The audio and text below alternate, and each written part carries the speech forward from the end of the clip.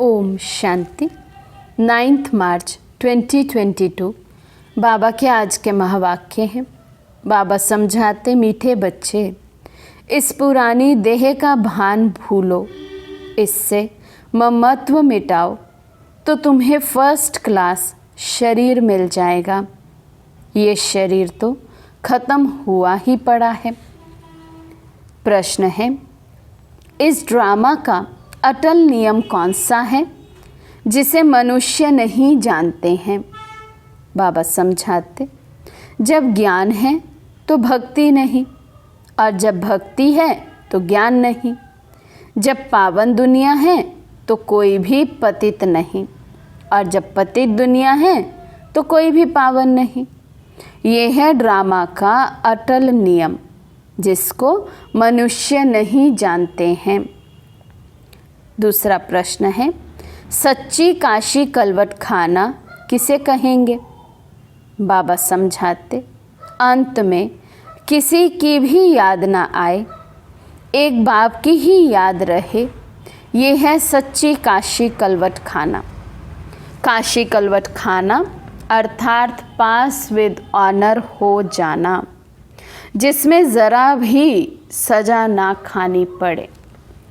गीत है, दर पर आए हैं कसम ले। ओम शांति।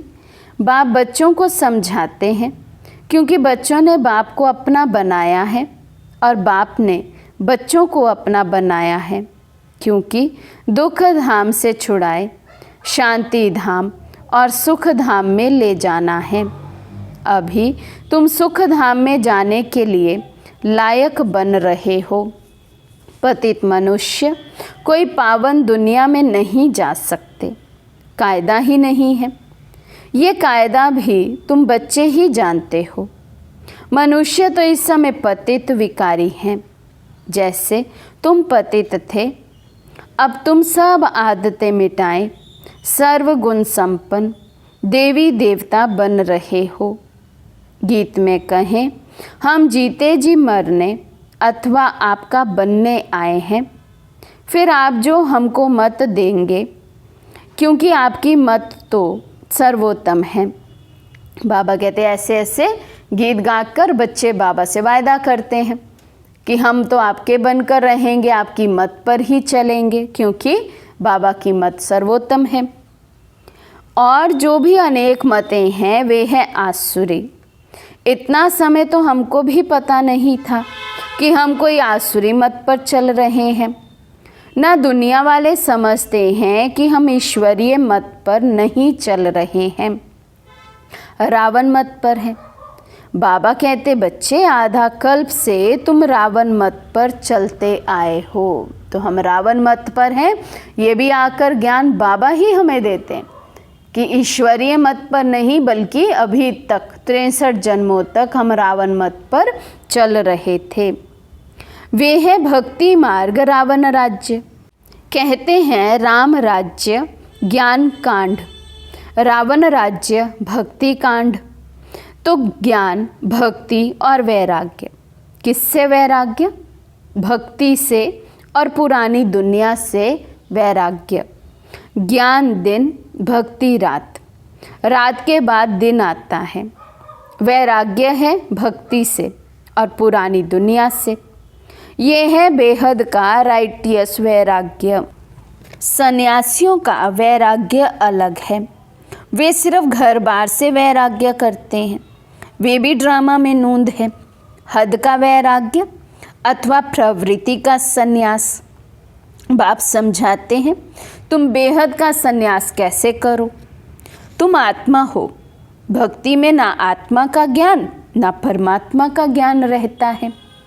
हम आत्मा क्या हैं, कहाँ से आए हैं, क्या पाठ बजाना है, कुछ भी नहीं जानते।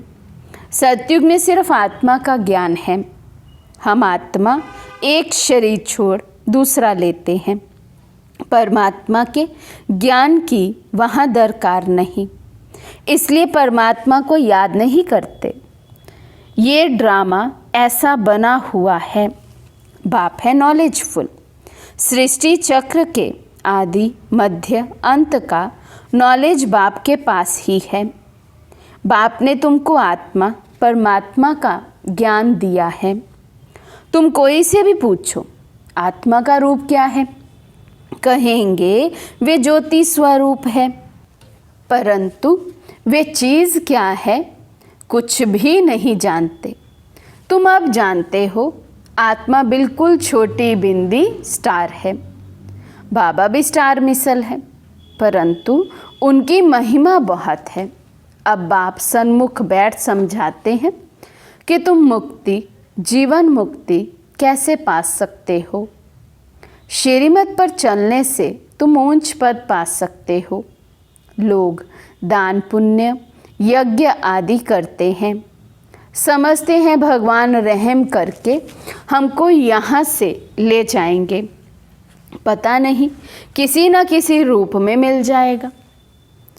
पूछो कब मिलेगा तो कहेंगे अभी बहुत समय पड़ा है, अंत में मिलेगा। मनुष्य बिल्कुल ही अंधियारे में है। बाबा कहते हैं अभी भी पुकारते रहते हैं, मिलने की आश में बैठे हैं, कब मिलेगा ये पता ही नहीं है। तुम अभी सोजरे में हो।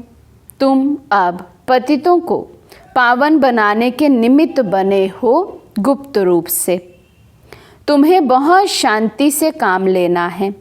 ऐसा प्यार से समझाओ जो मनुष्य से देवता अथवा कौड़ी से हीरे मिसल चुटकी में बन जाए। अब बाप कहते हैं कल्प कल्प मुझे आकर तुम बच्चों की सेवा में उपस्थित होना है। ये सृष्टि चक्र कैसे चलता है वे समझाना है। वहाँ देवताएं बहुत मौज में रहते हैं। बाबा का वर्षा मिला हुआ है, कोई चिंता व फिक्र की बात नहीं।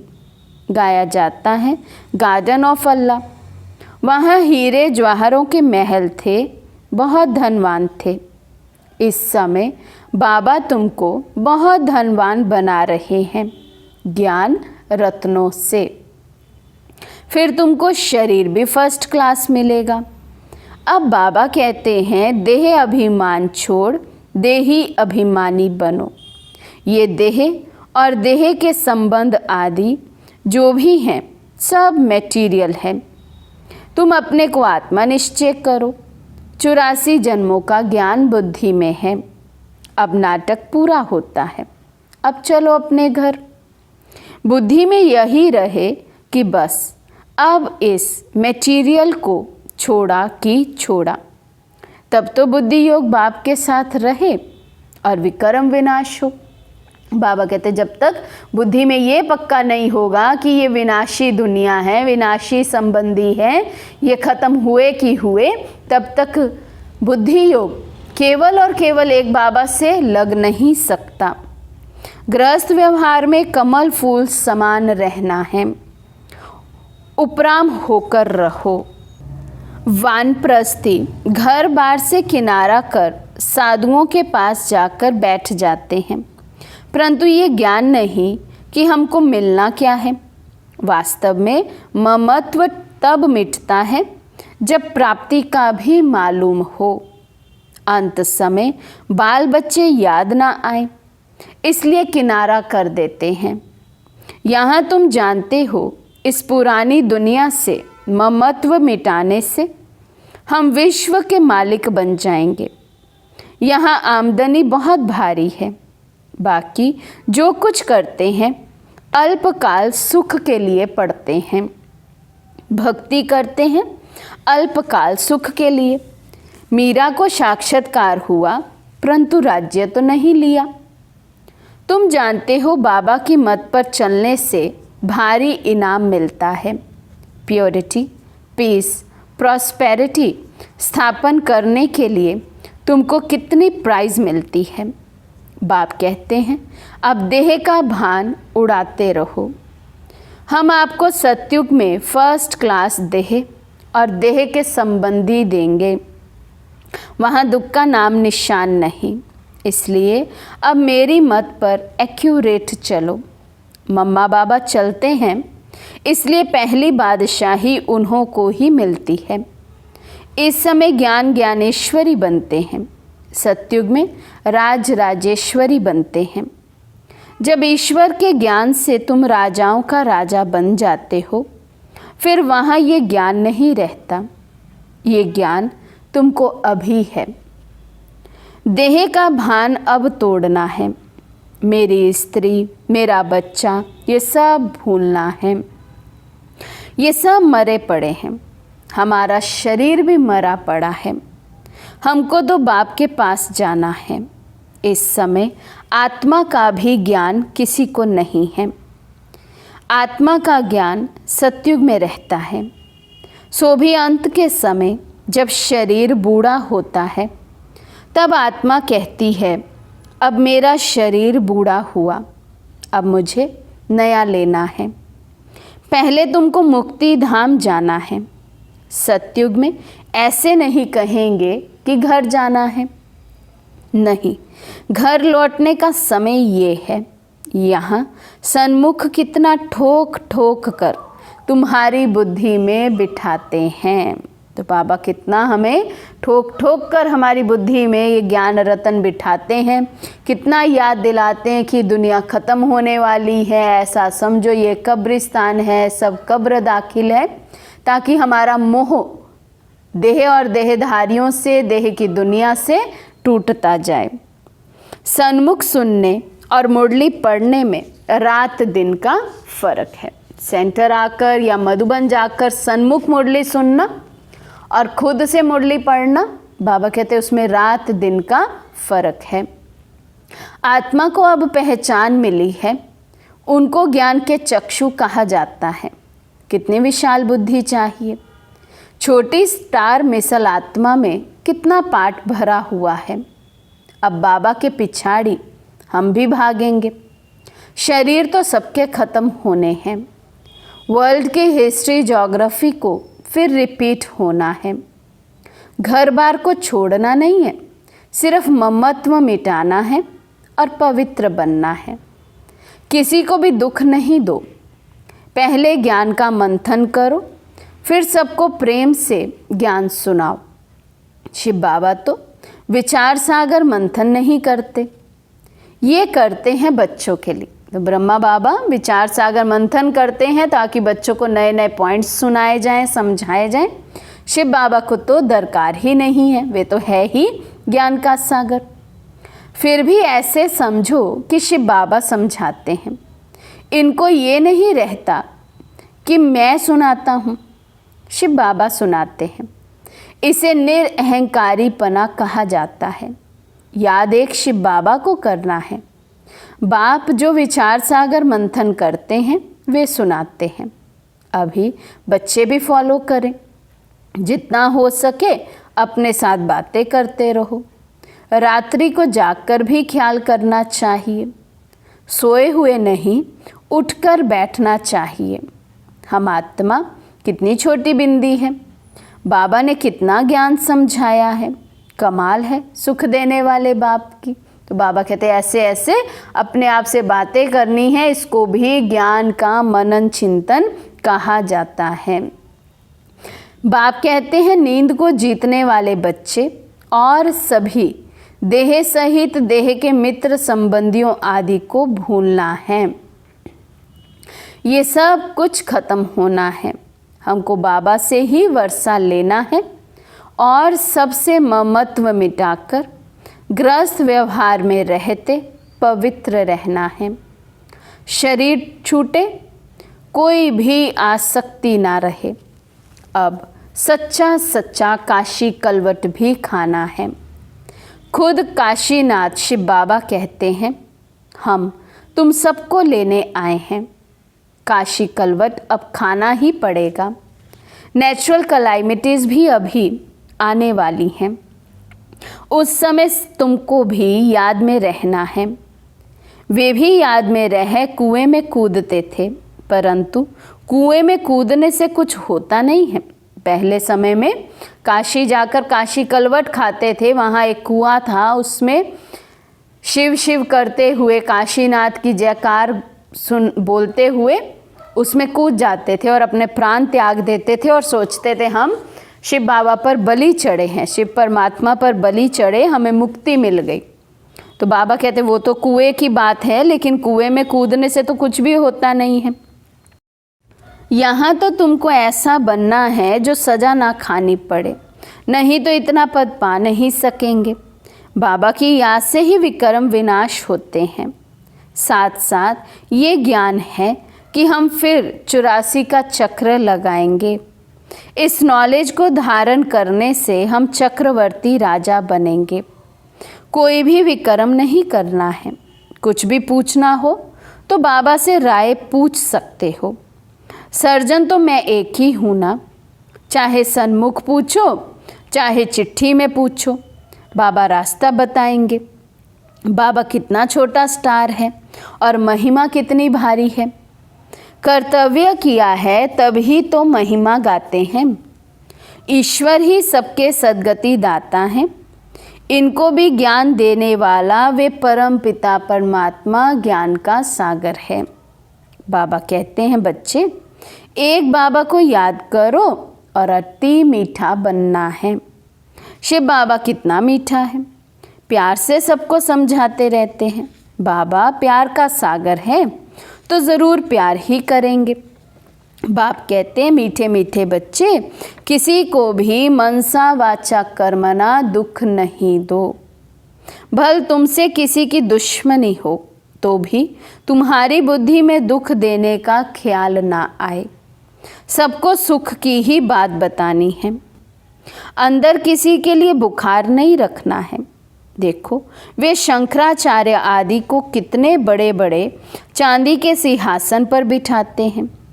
यहाँ शिव बाबा जो तुमको कौड़ी से हीरा बनाते हैं, उनका तो हीरों का सिंहासन होना चाहिए। परंतु शिव बाबा कहते हैं मैं पतित शरीर और पतित दुनिया में आता हूँ। देखो बाबा ने कुर्सी कैसी ली है। अपने रहने के लिए भी कुछ मांगते नहीं, जहाँ भी रहा लो। गाते भी हैं, गोदरी में करतार देखा। भगवान आकर पुरानी गोदरी में बैठे हैं। अब बाप गोल्डन एज विश्व का मालिक बनाने आए हैं। कहते हैं मुझे इस पतित दुनिया में 3 पैर पृथ्वी के भी नहीं मिलते। विश्व का मालिक भी तुम ही बनते हो।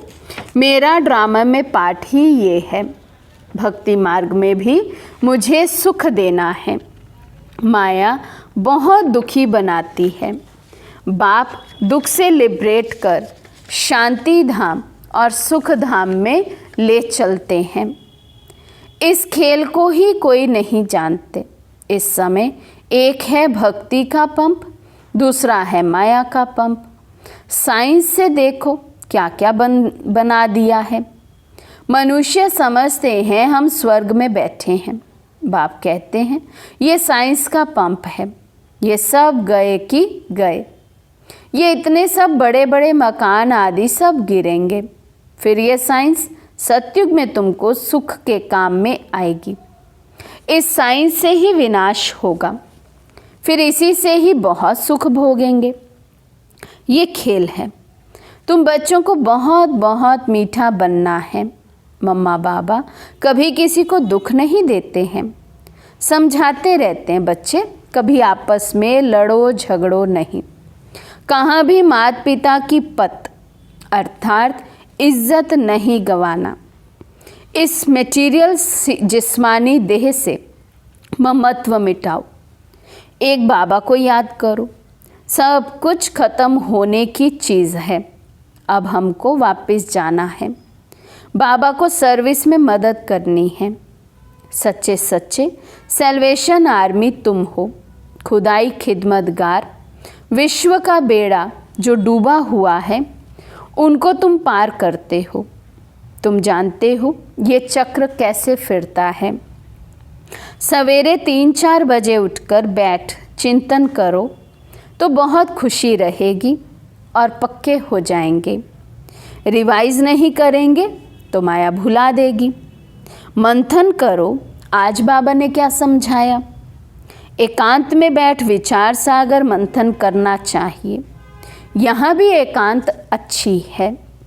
अच्छा, मीठे मीठे सिकी लदे बच्चों प्रति माता पिता बाप दादा का याद प्यार और गुड मॉर्निंग। रूहानी बाप के रूहानी बच्चों को नमस्ते। हम रूहानी बच्चों की रूहानी बाप दादा को दिल व जान सिख व प्रेम से नमस्ते नमस्ते नमस्ते जी। धारणा के लिए मुख्य सार। फर्स्ट पॉइंट, मनसा वाचा कर्मणा, किसी को भी दुख नहीं देना है, किसी की बात दिल में नहीं रखनी है, बाप समान प्यार का सागर बनना है। सेकंड पॉइंट, एकांत में बैठ विचार सागर मंथन करना है, मंथन कर फिर प्रेम से समझाना है, बाबा की सर्विस में मददगार बनना है।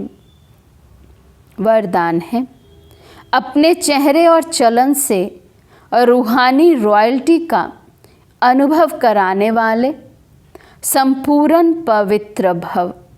अपने चेहरे और चलन से रूहानी रॉयल्टी का अनुभव कराने वाले संपूर्ण पवित्र भव। रूहानी रॉयल्टी का फाउंडेशन संपूर्ण पवित्रता है, संपूर्ण प्योरिटी ही रॉयल्टी है। इस रूहानी रॉयल्टी की झलक पवित्र आत्मा के स्वरूप से दिखाई देगी। ये चमक कभी छिप नहीं सकती। कोई कितना भी स्वयं को गुप्त रखे, लेकिन उनके बोल, उनका संबंध, संपर्क, रूहानी व्यवहार का प्रभाव उनको प्रत्यक्ष करेगा। तो हर एक नॉलेज के दर्पण में देखो कि मेरे चेहरे पर, चलन में वे रॉयल्टी दिखाई देती है। वह साधारण चेहरा, साधारण चलन है। स्लोगन, सदा परमात्म पालना के अंदर रहना ही भाग्यवान बनना है। सदा परमात्म पालना के अंदर रहना ही भाग्यवान बनना है। अच्छा, ओम शांति।